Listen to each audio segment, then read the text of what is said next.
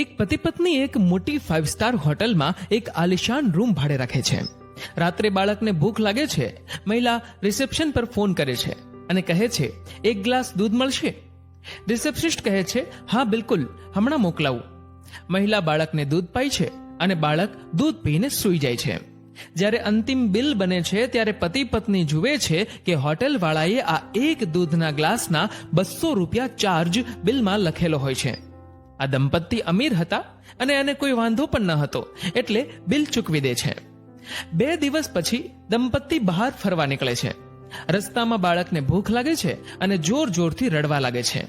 મહિલાનો પતિ જે ગાડી ચલાવી રહ્યો હતો એણે કહ્યું, આટલામાં કોઈ સારી દુકાન નથી, બધી લોકલ દુકાનો છે, જોઈએ આગળ કોઈ સારી દુકાન મળી જાય તો. થોડો સમય ગાડી ચલાવ્યા બાદ બાળક જોર જોરથી રડવા લાગે છે અને એની પત્ની પરેશાન થઈ જાય છે અને પતિને કહે છે કે હવે જે દુકાન અને જેવી દુકાન આવે ને ત્યાં રાખી દેજો. પતિએ આગળ એક નાની દુકાન પર ગાડી ઊભી રાખી. દુકાન એક સામાન્ય ઝૂંપડી જેવી હતી. એક વૃદ્ધ માણસ દુકાન સંભાળી રહ્યો હતો. મહિલાએ કહ્યું, ભાઈ, મારો બાળક ખૂબ રડી રહ્યો છે, એક ગ્લાસ દૂધ મળશે?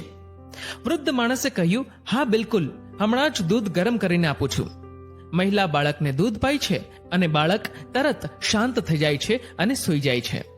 મહિલાએ દુકાનદારને કહ્યું, ભાઈ, કેટલા રૂપિયા આપું? દુકાનદારના જવાબે મહિલાને વિચારતા કરી દીધા. દુકાનદારે કહ્યું, રૂપિયા? શેના રૂપિયા? તમે મારી પાસેથી કોઈ વસ્તુ થોડી ખરીદી છે. રડતા બાળકને દૂધ પાવાના પૈસા થોડા હોય. અને હા, તમારે જો વધારે દૂધ જોઈતું હોય તો પણ કહો, હું ભરી આપું. પતિ પત્ની દુકાનદારની વાત સાંભળીને વિચારતા થઈ ગયા કે હકીકતમાં અમીર કોણ કહેવાય, 5 સ્ટાર હોટલ વાળા કે પછી આ ગરીબ કાકા? મિત્રો, આજના સમયની આ સચ્ચાઈ છે.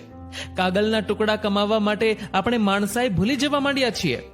જે માણસોને આપણે અમીર માનીએ છીએ એમના દિલ હકીકતમાં ખૂબ જ ગરીબ છે, અને જેમને આપણે ગરીબ માનીએ છીએ અને સમાજમાં એની ગણતરી સુદ્ધા નથી કરતા, એમના દિલ ખૂબ જ અમીર હોય છે.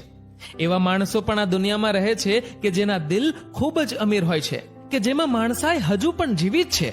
મિત્રો, જો તમને પણ એવા માણસો મળે જે ગરીબ હોય પણ દિલ જેના અમીર હોય, એમની સાથે 2 પળ બેસીને વાતો કરજો.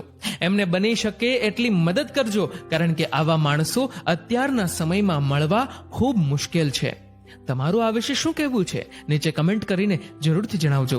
અને મિત્રો, વિડીયો ગમ્યો હોય તો આ વિડીયોને લાઈક કરજો અને વધુમાં વધુ લોકો સાથે શેર કરવાનું ભૂલતા નહીં.